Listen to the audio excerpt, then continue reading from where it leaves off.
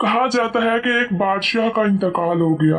उस बादशाह की कोई औलाद नहीं थी जो उसके बाद बादशाह बनती। बादशाह की वफात के बाद वजीर ने एक अनोखा तरीका इंतखाब जारी किया कि आज से 3 दिन बाद जो पहला शख्स बस्ती के सदर दरवाजे पर दस्तक देगा वही हमारा अगला बादशाह होगा। चुनाचे इस इंतखाब के नतीजे में जो पहला शख्स 3 दिन बाद सदर दरवाजे पर आवाजा लगाने आया, वो फटे पुराने कपड़े पहने, सर पर टाट लगी टोपी और गले में कशकोल लटकाए एक भिखारी था।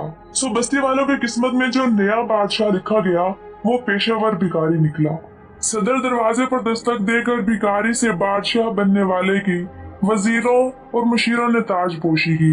उसके बाद फटे पुराने टाट लगे कपड़ों की जगह शहाना लिबास पहनाया। चीथड़ों से बनी टोपी हटाकर सर पर ताज और सुराख भरे जूतों की जगह शाही मोजे पहनाए और बादशाह को सोने चांदी की दोहरी और सुचे मोतियों की माला पहनाई। यूं भिखारी बादशाह के दिनों रात आराम और चैन से गुजरने लगे, मगर दुनिया में वो सुकून कहाँ जो कब्र में मिलता है।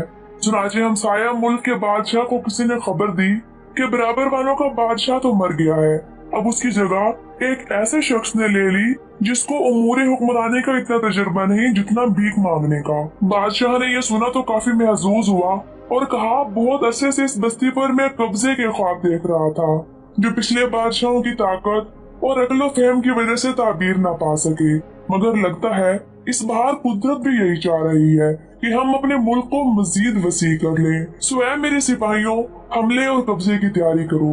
बस्ती के मुखबरों को जब ताकतवर मुल्क से ये खौफनाक इतलात मौसूल हुई तो भागम भाग बादशाह के दरबार में पहुंचे, जहाँ भिखारी बादशाह सलामत अंगूर खिलाने और पक्के राग सुनाने वालों के दरमियान मौजूद थे। मुखबर ने दरखास्त की जिसे आलम पनाह ने रद्द करके सरेआम मुखबरी का हुक्म दिया। मुखबर ने डरते डरते कहा, जान की अमान पाऊं तो कुछ अर्ज करूं कि हमसाया मुल्क के बादशाह अपनी अफवाज को हमले के लिए तैयार कर रहे हैं। ये सुनकर बादशाह सलामत कुछ लम्हे के लिए परेशान हुए और फिर बोले, करते हैं कुछ, घबराओ नहीं। दरबार में इस जुमले से काफी इत्मीनान छा गया। 2 दिन गुजर गए और दुश्मन की फौज मुल्क की सरहदों से आगे भिखारी बादशाह के मुल्क तक पहुंच गई। मुखबर तो मुखबर, फसीलों पर खड़े पहरादारों ने भी दुश्मन के अजीमशान लश्कर की पेशकदमी को देख लिया और सब दरबार की तरफ दौड़ लगाने लगे, जहां बादशाह सलामत दोपहर के खाने के बाद खिलौना फरमा रहे थे।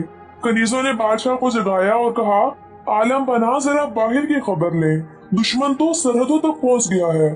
बादशाह सलामत हड़बड़ाकर उठे, दुश्मन अफवाज की पेशकदमी की खबरें सुनी और बोले, ठीक है, समझ गया, करते हैं कुछ। अवाम में जो खौफ दुश्मन अफवाज के बूटों की धमक से फैल गया था कदरे कम हुआ। अभी अवाम ने सुकून का सांस ही लिया था कि सदर दरवाजे पर तोपों के गोले और दरबार के पहरादारों पर दुश्मन के उड़ते तीरों की बौछार हो गई। अवाम जो बादशाह सलामत की तरफ से पॉलिसी बयान और जंगी चालों को अमली जामा पहनाने का इंतजार कर रहे थे, सख्त खौफजदा हो गए। अपने घरों, दुकानों, खेतों, खलियानों को छोड़कर महल की तरफ भागे और दूसरी तरफ दुश्मन मुल्क की फौज ने भी महल का रुख किया। रास्ते में जिसने भी उस पेशकदमी को रोकने की कोशिश की उसको मौत और तबाही का मुंह देखना पड़ा।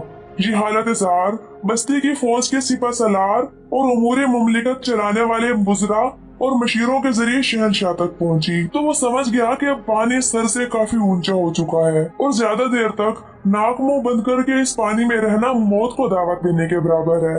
एक तरफ अवाम के गैसो गजब से भरे नारे महल के दर दीवार को हिला रहे थे तो दूसरी तरफ दुश्मन की तोपें जमीन को लरजा रही थी।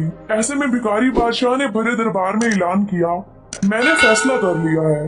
तमाम दरबारी मुंतजिर थे कि बादशाह अपना फैसला सुनाए जिस पर अमल दरामद करके मुल्क और अवाम को दुश्मन की चेहरदस्तियों से बचाया जा सके। क्या देखते हैं कि आलम पनाह ने अपने ख्वाबगाह की तरफ दौड़ लगा दी और कुछ देर बाद ख्वाबगाह से जिले इलाही की जगह एक फटे पुराने कपड़ों, टूटी जूती और कशकोल गले में डाले भिखारी नमूदार हुआ। गला साफ करके बोला, भाइयों, ये हुकूमत वगैरह तो मेरे बस की बात नहीं। हाँ, अगर कभी भीख वगैरह मांगनी हो तो खाकसार को जरूर याद कर लेना। आपकी नवाजिशात का शुक्रिया।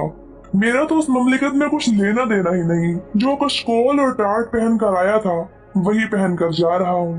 अब आप जाने और आपकी बस्ती। ये कहकर वो भिखारी बादशाह तो वहाँ से चला गया मगर उस मुल्क को कंगाल कर गया। अगर वो कोई हिकमत अमली तरतीब देता और मुखबर की बातों को हल्का लेने के बजाय अपने मुल्क की हिफाजत और तरक्की पर ध्यान देता तो रियासत के साथ साथ उसकी बादशाहत भी कायम रहती। देखा जाए तो हम में से कुछ लोगों का हाल भी इसी बादशाह के जैसा ही होता है।